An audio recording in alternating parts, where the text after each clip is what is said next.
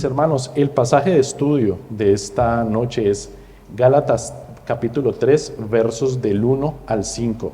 Yo quise titular esta sección La delgada línea que conduce a una vida legalista. Vamos a leer el texto de estudio. Oh Gálatas insensatos, ¿quién os fascinó para no obedecer a la verdad? A vosotros, ante cuyos ojos Jesucristo fue presentado claramente entre vosotros como crucificado. Esto solo quiero saber de vosotros. ¿Recibisteis el Espíritu Santo por las obras de la ley o por oír con fe? ¿Tan necios sois? Habiendo comenzado por el Espíritu, ¿ahora vais a acabar por la carne? ¿Tantas cosas habéis padecido en vano, si es que realmente fue en vano? Aquel pues que os suministra el Espíritu y hace maravillas entre vosotros, ¿lo hace por las obras de la ley o por oír con fe? Mis amados hermanos, para ninguno de nosotros es un misterio que la Iglesia ha vivido ataques, vive ataques y vivirá ataques. Ataques en todos los sentidos posibles, por todos los flancos posibles, ataques en cuanto a la persona de nuestro Señor Jesucristo, ataques en torno a la deidad del Espíritu Santo, ataques soteriológicos en torno a la salvación, ataques en cuanto a la historicidad de muchos aspectos y lo más nuevo, ataques en torno a cuestiones culturales, como es el caso de lo que sucedió en estos días. Me imagino que algunos se habrán dado cuenta con las benditas latas de Coca-Cola, que fue un problema. ¿Sí? Si no se dieron cuenta, instalaron una máquina que podías ir y colocar el nombre que quisieras y tu lata de Coca-Cola salía con ese nombre. El problema fue que hubo personas que querían que el nombre de Jesús saliera en su lata. Pues la máquina no lo hacía, sí lo hacía con Mahoma, sí lo hacía con todos los que ustedes quisieran, pero con el nombre de Jesús no. Entonces así es como estamos, y lo que vamos a ver hoy es un ataque al interior de la iglesia, ataques que se siguen presentando. Esta carta de Pablo a los Gálatas, y más específicamente en esta sección que vamos a ver, aquí se expresa gran indignación por parte de Pablo, porque lo que Pablo está viendo es algo que realmente es inconcebible. ¿Qué es lo que ha sucedido? Han llegado judaizantes al interior de la iglesia, y a los hermanos en la iglesia se les había explicado el evangelio correctamente, pero los judaizantes estaban diciéndoles, falta algo, hay algo que les falta. El evangelio que ustedes tienen es un evangelio que le falta algo, ¿verdad? Y los Gálatas empezaron a prestar atención. Ya Pablo en el capítulo 2, versos de 2 al 5, viene mencionando las elucubraciones de los judaizantes. Él dice que en ningún momento él fue llamado o movido por los apóstoles a seguir la ley de ninguna manera. Esto les dice él. Dice, pero subí según una revelación, y para no correr o haber corrido en vano, expuse en privado a los que tenían cierta reputación el evangelio que predico entre los gentiles. Mas ni aun Tito, que estaba conmigo en todo y ser griego, fue obligado a circuncidarse, y esto a pesar de los falsos hermanos introducidos a escondidas que entraban para espiar nuestra libertad que tenemos en Cristo Jesús, para reducirnos a esclavitud, a los cuales ni por un momento accedimos a someternos para que la verdad del evangelio permaneciese con vosotros. Podríamos pensar nosotros que traer al interior de la iglesia este tipo de cosas no reviste gravedad. Bueno, pero ¿qué tan grave puede ser que ellos, adquieran cosas del culto judío? Eso no es tan problemático. No, sí es muy problemático, es terriblemente problemático y es una gran afrenta. Toda alteración, por pequeña que sea, del evangelio de Cristo es algo garrafal y algo que debe desecharse.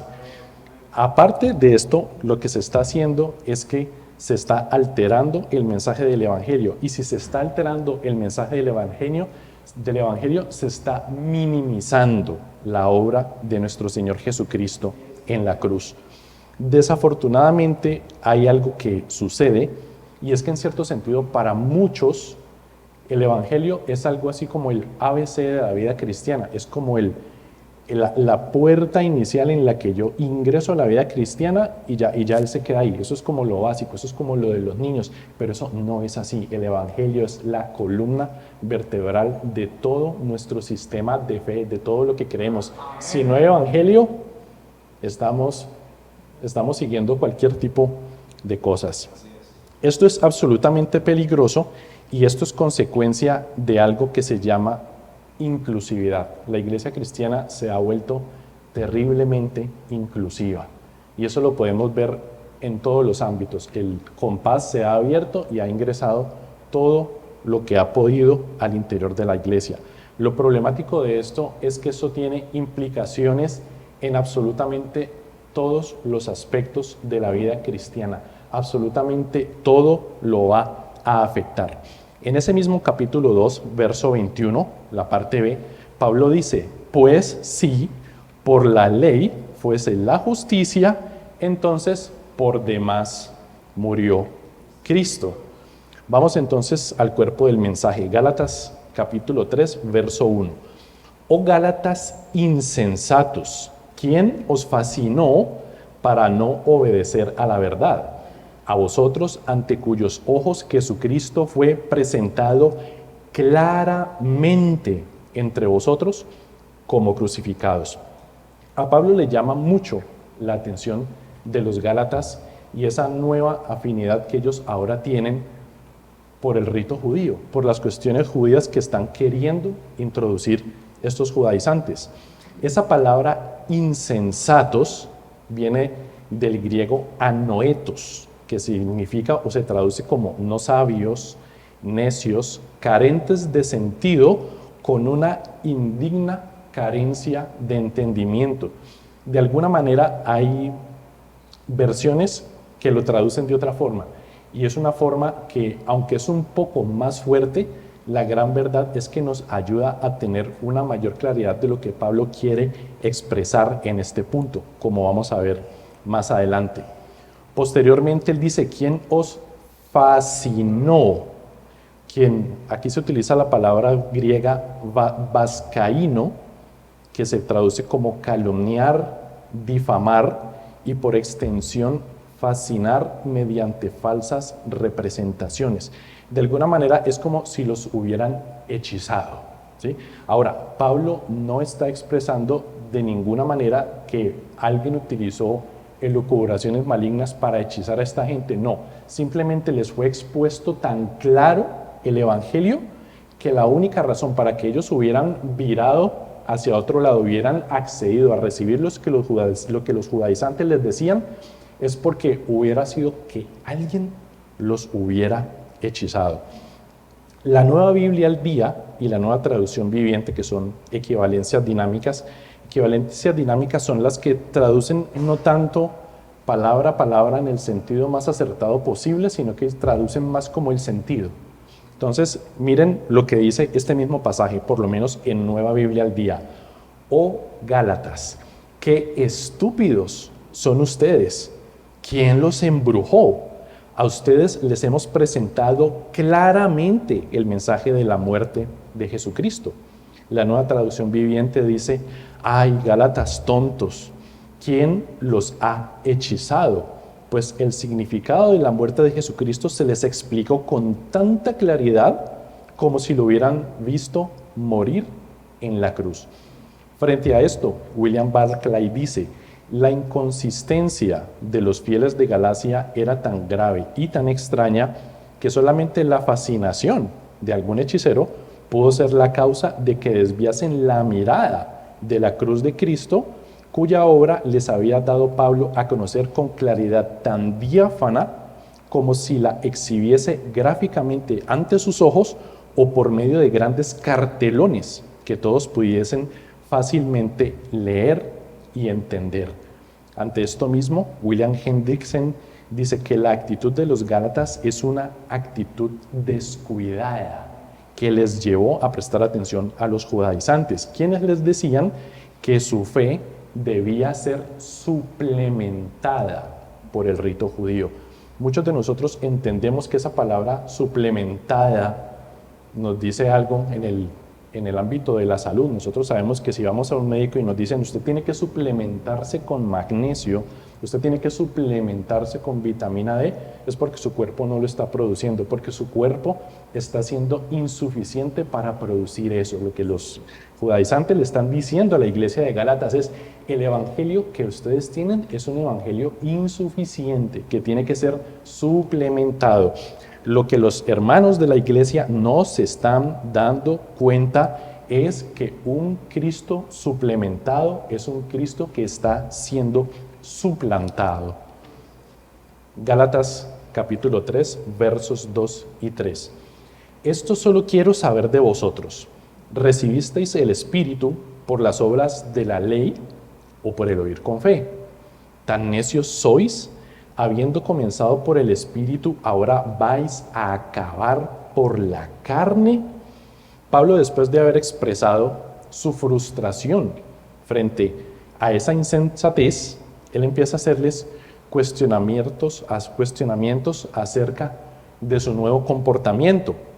Y para ello Pablo utiliza uno de los recursos literarios favoritos para hacer este tipo de cosas, que es una pregunta retórica. La pregunta retórica es la que tiene una sola respuesta: afirmativa, negativa o un sustantivo, pero no da pie para medias tintas. Les dice entonces: ¿recibisteis el Espíritu por las obras de la ley o por oír con fe? Y esta pregunta debe tener una única respuesta de parte de los Gálatas: por oír con fe. A.T. Robertson explica que Pablo pone el dedo en la llaga del problema. Les está mostrando, con esta pregunta retórica, les está mostrando su error. El error es haber prestado atención al creer que podían hacer las cosas por las obras de la ley. Sin darse cuenta, los Gálatas estaban entrando en una terrible encrucijada, y es algo a lo cual Pablo los estaba llevando para que ellos comprendieran su error. Esa encrucijada a la cual Pablo los estaba llevando y les quería hacer ver era entre la ley que dice esto es lo que debes hacer y el evangelio que dice Cristo ya lo ha hecho todo. En otras cartas de Pablo también se expresa con claridad este mismo punto en torno a cómo es que llegaron a ser creyentes: por el oír el evangelio que les fue anunciado. En Romanos 10, versos del 6 al 17 dice: mas no todos obedecieron al evangelio, pues Isaías dice: Señor, ¿quién ha creído a nuestro anuncio? Así que la fe es por el oír y el oír por la palabra de Dios. También en Primera de Tesalonicenses capítulo 2 verso 13 dice: por lo cual también nosotros sin cesar damos gracias a Dios de que cuando recibisteis la palabra de Dios que oísteis de nosotros, la recibisteis no como palabras de hombres, sino según es en verdad la palabra de Dios, la cual actúa en vosotros los creyentes. Ante esto, William Hendriksen nuevamente hace una paráfrasis muy interesante de lo que hemos visto hasta este momento. Es como si Pablo les estuviese preguntando, dice él: mis queridos Gálatas, ¿acaso el camino que ahora habéis tomado os da más felicidad que el que antes habíais escogido? ¿Por cuál medio os disteis cuenta que el Espíritu moraba en vuestros corazones? ¿Por la senda de la rigurosa esclavitud a las ordenanzas ceremoniales?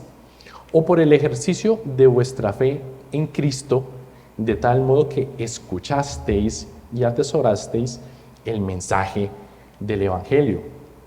Hasta este punto hay algo interesante que debemos ver aquí, y es el contexto del cual venían los hermanos de la iglesia de Galacia. Ellos no provenían de un contexto judío, ellos provenían de un contexto gentil, ellos provenían de un contexto pagano. Si ellos hubieran sido judíos, para nosotros podría ser muy fácil pensar que posiblemente por el peso de la tradición que por lógica ellos traían desde atrás y habían practicado toda su vida, pues hombre, con la llegada de los judaizantes, la presión y ahí y dígales y puya y por aquí y por allá, ellos sucumbieran ante esto. Pero este no es el caso, ellos no venían de un contexto judío, ellos venían de un contexto pagano, ellos no nacieron siendo judíos, ellos nacieron siendo paganos y estaban ahora virando sus ojos hacia la tradición judía después de haber nacido con el Evangelio. Y esto es absolutamente grave. Aparte de su contexto pagano, como ya vimos, los pasajes nos han demostrado que Pablo, cuando les habló del Evangelio, no se los habló periféricamente, no les dio pinceladas de Evangelio, no, les fue explicado claramente. Pablo se desgastó enseñando el Evangelio en la iglesia de Galacia. Ellos sabían y entendían correctamente la verdad y aún así viraron su mirada hacia el rito judío. Gálatas 3, verso 3. Tan necios sois, habiendo comenzado por el Espíritu, ahora vais a acabar por la carne. Pablo, después entonces de hacer esa pregunta retórica que tenía una sola respuesta y era que habían recibido el Espíritu Santo por oír con fe y que los dejaba sin argumentos, nuevamente usa la palabra anoetos para referirse a ellos como necios. Dice, vais a acabar en la carne. Esa palabra acabar viene del griego epiteleo, que se traduce como terminar, completar, llevar a cabo, cumplir, traer totalmente a un fin. Ahora, cuando epiteleo lo descomponemos etimológicamente, tiene dos acepciones. Una es epi, que es un intensivo en torno a totalidad, y la otra es teleo, que es teleo, se traduce como completar. Es algo así como completar algo en su totalidad. La palabra entonces que se puede acercar un poco más a lo que Pablo tiene en mente es perfeccionar. Y hay algunas versiones que lo utilizan, por lo menos la Biblia textual dice, tan insensatos sois, habiendo comenzado por el Espíritu, ¿ahora sois perfeccionados por la carne? La Nueva Traducción Viviente dice, ¿será posible que sean tan tontos después de haber comenzado a vivir la vida cristiana en el Espíritu? ¿Por qué ahora tratan de ser perfectos mediante sus propios esfuerzos? La versión King James dice, sois tan insensatos, habiendo comenzado en el Espíritu, os perfeccionáis ahora en la carne. Mis amados hermanos, lo que estamos viendo aquí de parte de nuestros hermanos de la iglesia de Galacia es un terrible retroceso en su fe. Es un proceso de involución, o sea, van al contrario y están abrazando más bien la incertidumbre de la ley, porque es lo único que puede traer a una vida. Incertidumbre, porque si yo soy el que voy a determinar mi camino, pues imagínense el sustento tan terrible que tendríamos. Esto tiene vigencia en la actualidad. Nosotros vemos con gran facilidad cómo esa delgada línea que hay hacia el legalismo cada vez se rompe, cada vez es más frágil. Como vimos, el Evangelio no es el ABC o una introducción hacia la vida cristiana. Cuando es así y no se tiene un sustento, ahí es donde el cristiano que no entiende las cosas, que no se le han explicado bien, opta por hacer cualquier cosa para seguir adelante con su vida cristiana. Y escojo dos ejemplos que son los más sencillos. La gente enloquecida haciendo ayunos y haciendo vigilias para poder caminar su vida cristiana. Incluso cosas tan boas, mientras preparaba el sermón me acordaba de eso. En algún momento me dijeron, cuando tú ores, no hagas esto, no. Las manos hay que ponerlas así, porque ahí es que llega la provisión del Señor. Y mire, y esto es chistoso, ¿sí? A uno le da risa, pero yo lo hacía, ¿no? Manos así, pero esos son el tipo de cosas que tratar de vivir en torno a nuestras propias fuerzas, llegamos. Ese tipo de cosas es en las que nosotros caemos. Ahora, ¿Está mal hacer un ayuno o está mal hacer una vigilia? Per se, no. De hecho, hace algunos meses tuvimos aquí un tiempo de ayuno muy chévere, programado incluso de manera internacional con el pastor Conrad Mbewe de Zambia, y fue muy especial, ¿sí? Fue bien, fuimos todos edificados, había un propósito de oración. El problema de estas cosas es cuando yo las vuelvo asuntos transaccionales con Dios. Cuando yo creo que puedo hacer algún tipo de intercambio con Dios haciendo mi ayuno o haciendo mi vigilia, ahí ya me perdí. ¿Por qué? Porque lo que estoy haciendo es, de estas cosas, estoy haciéndolos intermediarios, estoy haciéndolos mediadores. Eso es absolutamente peligroso. ¿Por qué? Porque nosotros ya tenemos un mediador, que es nuestro Señor Jesucristo.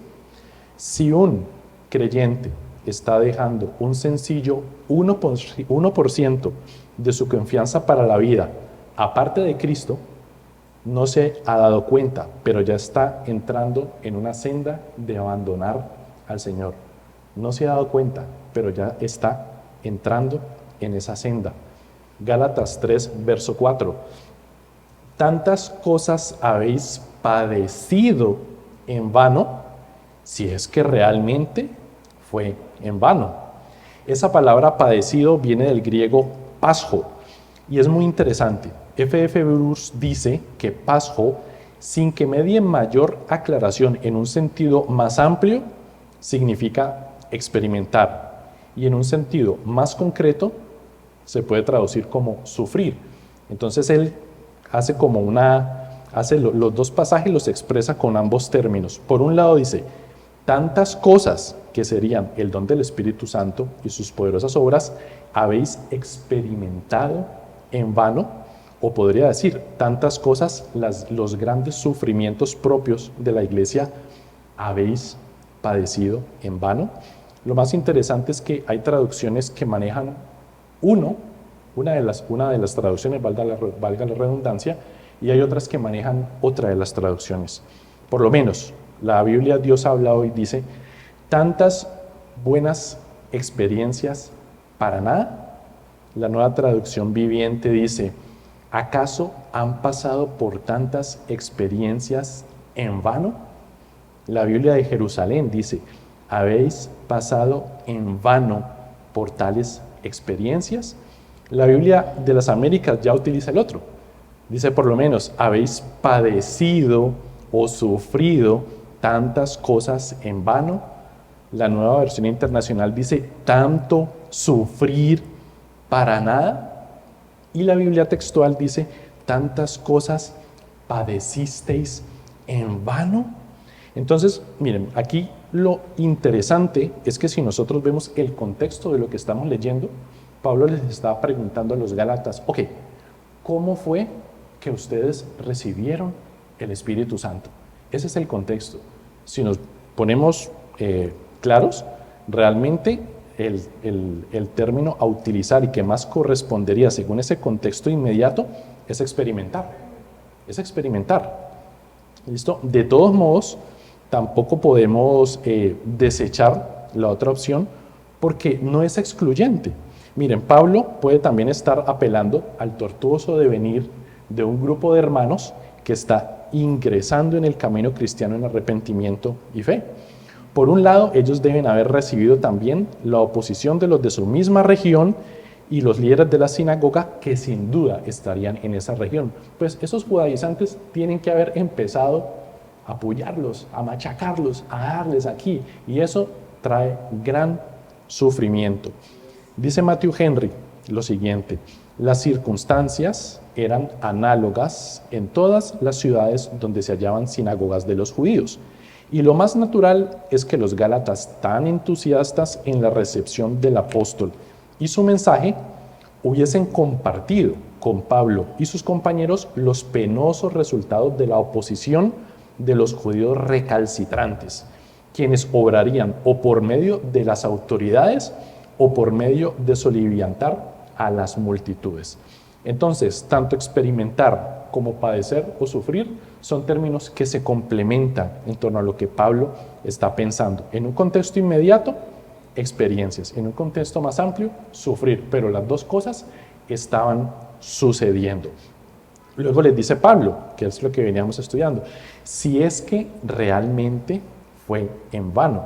Aquí lo que está haciendo Pablo es como dejar un espacio para la esperanza de ellos en torno al error que ya les está mostrando que es en lo que están incurriendo. Este pasaje expresado después de esa argumentación es como que demandara una respuesta de ellos. Dice, ¿tantas cosas habéis padecido en vano? Si es que realmente fue en vano, como que esperar una respuesta. No, Pablo, no fue en vano. No fue en vano, Pablo, no fue en vano. Nos sentimos arrepentidos. Gálatas 3, verso 5. Aquel pues que os suministra el Espíritu y hace maravillas entre vosotros, ¿lo hace por las obras de la ley o por oír con fe? Aquí Pablo nuevamente está utilizando el mismo recurso retórico que utilizó en el versículo 2, que decía, esto solo quiero saber de vosotros, ¿recibisteis el Espíritu por las obras de la ley o por el oír con fe? Aquí la variación está en que pasó de la segunda a la tercera persona, pasó de decir, ¿recibisteis el Espíritu? A decirles, a aquel que os suministra el Espíritu. Y lo otro que hizo es que pasó de tiempo pasado a tiempo presente, pero no pasó a un tiempo presente simple, pasó a un tiempo presente progresivo. Y nos dice William Hendrickson que esto lo hizo Pablo para generar un efecto intensificador en lo que él estaba expresando. Aquel que os suministra el Espíritu y hace maravillas entre vosotros, ¿lo hace por las obras de la ley o por oír con fe?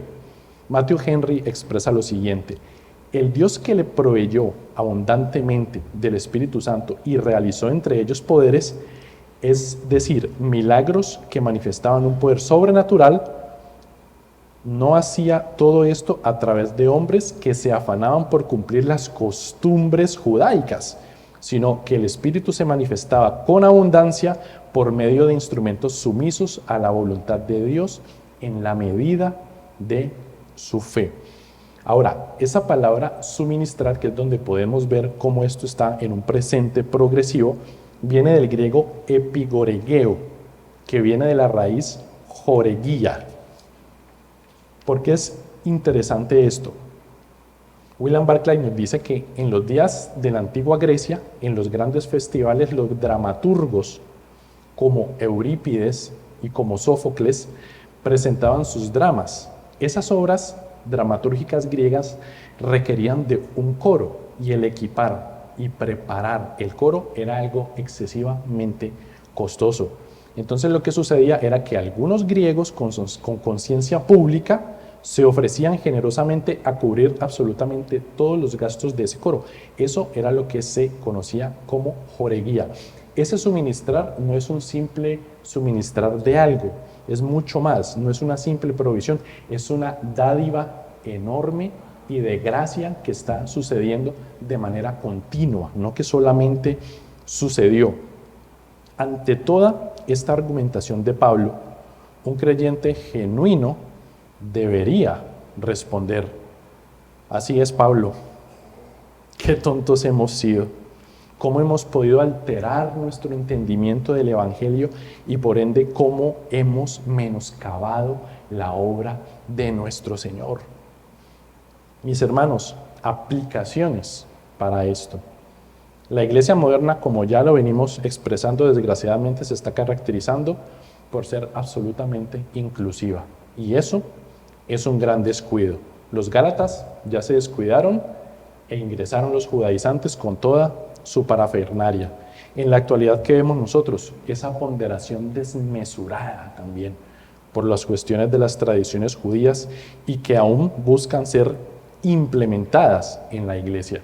Yo no he podido entender por qué, pero me da la impresión de que esa fascinación por las cuestiones judías, en cierto sentido, tiene que ver como que cuando se usan, tiene como un aroma más santo. Es como si la gente dijera, no, pues si eso viene de allá, Eso es mucho más santo, huele como a Medio Oriente, huele como a que el Señor pasó por ahí caminando, como que tiene ese aroma. Pero realmente, mi hermano, yo me ponía a pensar eso y decía, no, eso no es ningún aroma, eso es un tufo. Eso es un tufo. Eso es un tufo que desafortunadamente lleva a una fe por obras y lleva a la esclavitud, si es que no le prestamos atención. El descuido de esto lo podemos ver en un ejemplo que nos da Mario Fumero. Mario Fumero escribe un libro hace mucho tiempo que se llama Los Gálatas del Tercer Milenio. No es una persona que tenga gran cantidad de nuestras convicciones, no las tiene. Yo no les invito a comprar ese libro. Ahora, yo lo tengo porque yo hace muchos años no era reformado, por eso lo tengo. Pero es muy interesante ver cómo él hace un estudio de la cultura judía y también hace un estudio de este fenómeno de aquellos que quieren introducir al interior de la iglesia el rito judío. Miren lo que dice. Conocí a un cristiano, se llamaba Enrique. De pronto Enrique se cambió de nombre. Ahora Enrique se llama Absalom Ben. Ya no viste como antes. Ahora se ha puesto una kipá y solo habla del pueblo escogido Israel. Y promueve entre los hermanos las celebraciones de las fiestas judías, tratando incluso de restaurar el Shabbat, la fiesta de la Pascua y la de los tabernáculos. Nosotros sabemos y entendemos que muchas de estas fiestas eran única y exclusivamente tipos de nuestro Señor Jesucristo. Nos lo estaban señalando a Él, pero no tienen nada en sí. Sigue diciendo Mario Fumero, el pobre Absalom Ben se ha hecho tan judío que se ha olvidado de su origen indígena. Eso es muy triste, eso es muy triste. En este punto es importante entonces que nos hagamos una pregunta y yo creo que ya todos tenemos la respuesta a esa pregunta. ¿Qué puede llevar a creyentes que iniciaron su caminar cristiano sin la influencia del judaísmo a abrazar las demandas del judaísmo? Es decir, una fe por obras. ¿Qué puede llevar a cristianos que entienden las cosas a eso? Mis hermanos, el descuido de las cosas básicas. Así pasó con los Gálatas. Como vimos hace rato, a ellos se les explicó el Evangelio y se les explicó bien. No se les explicó ni periféricamente ni con pincelazos de cristianismo. Se les explicó absolutamente bien. Si no fuera así, en nuestras propias vidas también, si no fuera así, si no se nos hubiera explicado el Evangelio, pues podríamos utilizar la máxima de la Iglesia de Roma, la que tienen patentada. El Señor dijo, ayúdate, que yo te ayudaré, pero no dijo cómo. Y eso dice la gente allá afuera. ¿Y qué hacen entonces? Cantidad de cosas, las más ridículas que uno se pueda imaginar. Hasta darle cigarros al equeco para que les cumpla cosas. Ese tipo de barbaridades. Extrapolemos esto al día de hoy a nuestras propias vidas. ¿Hemos comprendido el Evangelio? Claro que sí. Y tenemos innumerables medios de gracia para nuestro diario caminar. Mis amados hermanos, aquí es donde yo los quiero invitar a todos a que realmente nos preguntemos en torno a las cosas básicas que ya sabemos y que no deberíamos descuidar cómo nos está yendo. ¿Estamos orando al Señor? ¿Estamos teniendo nuestros tiempos de oración propios, individuales? Porque hoy hablo respecto. Es tan sencillo, todo el mundo ora. No, esas cosas son las que se dejan a un lado. Nos podemos volver profesionales en otras cosas y la oración la podemos ir relegando y eso va pasando un día a la vez y se va relegando y se va relegando y van sucediendo cosas difíciles. Lo estamos haciendo a diario. ¿Qué tanto tiempo lo estamos haciendo? ¿Qué tanto tiempo estamos nosotros orando al Señor? ¿Sí? Unos minuticos, el tiempo que me alcanza. ¿Tenemos un espacio especial nosotros para hacerlo en nuestro hogar? O no, es que hermano, la vida ahorita está muy agitada, y donde me coja, yo hago mi oración rápidamente, ¿verdad? Y son cosas que tenemos que analizar. Miren, el grupo de investigación Barna, ellos hacen investigación en torno a la vida cristiana y hacen encuestas de todo tipo. En torno a la oración, encuestaron pastores. ¿Qué encontraron ellos? Que los pastores dijeron, esto es en Norteamérica, que ellos oraban al día entre 30 y 60 minutos, pastores. Luego, cuando fueron a la feligresía en general, lo grave fue que ni siquiera pudieron encontrar una estadística de minutos que pudieran decir de aquí a acá. No, la gente lo que respondió y la conclusión de ellos es que los cristianos oran al día unos cuantos minutos al día. Si nosotros dejamos nuestra oración a un lado, muchas cosas van a coger ventaja en nuestras vidas, muchas dificultades se van a venir porque estamos dejando al lado y descuidando las cosas sencillas que ya sabemos y que no deberíamos dejar a un lado. Yo creo que la mayoría de los que estamos aquí, yo creo que ninguno nació aquí. O sí, bueno, alguna excepción habrá, pero la gran mayoría de nosotros nacimos en iglesias de línea carismática, de línea pentecostal, y si había algo que incluso allá le decían a uno es, ore y lea la Biblia. Al menos eso le decían, eso es algo que no podemos descuidar. En torno a la lectura de la Escritura, lo mismo. ¿Estamos leyendo la Escritura a diario? ¿Qué tanto le estamos leyendo? ¿Un ratico?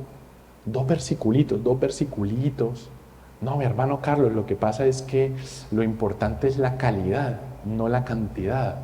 No, mis queridos hermanos, eso es una mentira que nos han pegado hoy para que nos alineemos con ese asunto de la inmediatez. Pero ya muchos están diciendo, no es solo calidad, es también cantidad.